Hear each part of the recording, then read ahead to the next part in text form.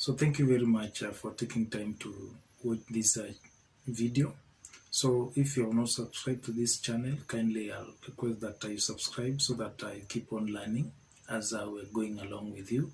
So also turn the bell notification on so that any future posting or video uploads you can be able to be notified. So today I'm going to look at one of the questions for a job interview, and the question will always come at the end of the interview, and it's always very important that you have to prepare ahead of time before the panelists can be able to ask you that question.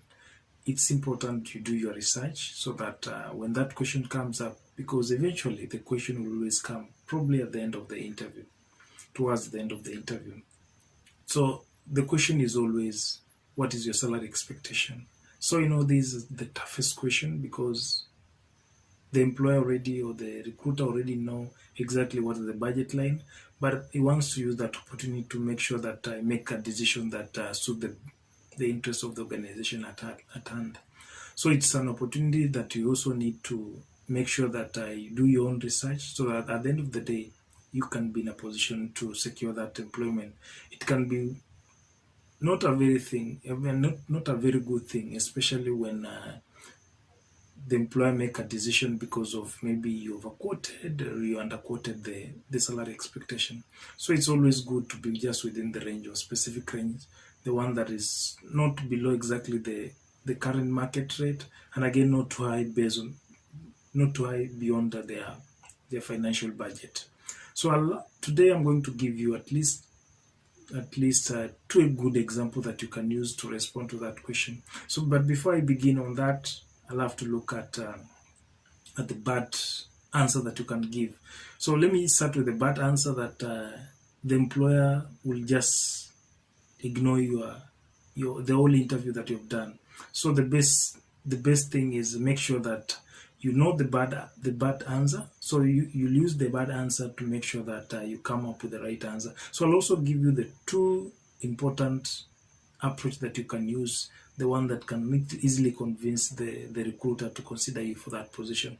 Then after that, I'll also give you the guidelines, which are some of the factors that you'll have to look at before answering this question. So the bad answer that you can expect, maybe you can say, then eventually from the interviewer point of view, it's the bad answer. Maybe you can say like, in my last job, I earned 35,000 shillings. So now I'm looking for 40,000 shillings.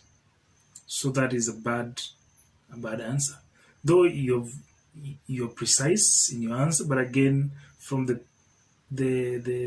interview from the interviewer, it's a bad answer because there's a way that you can be able to frame that answer so that at the end of the day, you can be able to view that your point of argument on salary expectation is actually meeting their needs. So let me give you at least two examples that you can use. Maybe you can say, I'm more interested in the job first of all than the pay. That said, I'll expect to be paid an appropriate range of this role based on my 5 years of experience. I also think a fair salary could bear in mind the cost of living within a specific region. So maybe the second example that you can also give in response to the question of what is your salary expectation. My salary requirements are flexible, but I do have a significant experience in the field that I believe adds value to my candidacy. I'm looking to discuss more in detail about my responsibility at this company would be. From there on, I'll be able to determine the fair salary for this position. So those are two examples that you can use to be able to respond to that question. Then after that, let me also highlight some of the promise about the most important thing that you need to remember when you're giving your response to that question.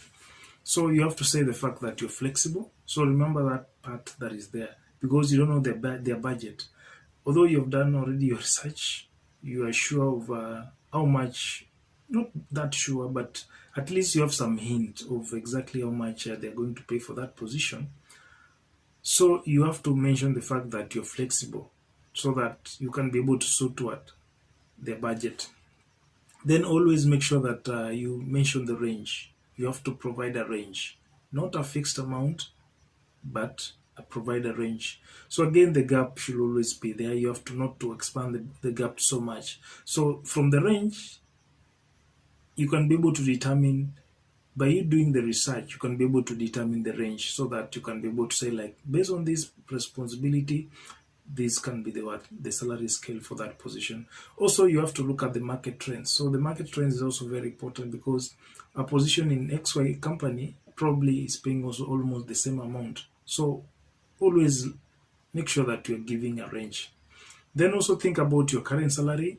You cannot be, maybe for instance you're being paid maybe like 50,000, then you want to request, like, you're expecting to be paid around 200,000. So that margin is so big. So make sure that again you also consider the fact that you're having what? You're having the figures in mind of your current salary. Then only give numbers. Then also you also need to highlight the fact that you have some skills and experience. So based on your skills and experience, always the skills and experience determine how much salary you may require for a position. Then also you also need to be prepared to negotiate.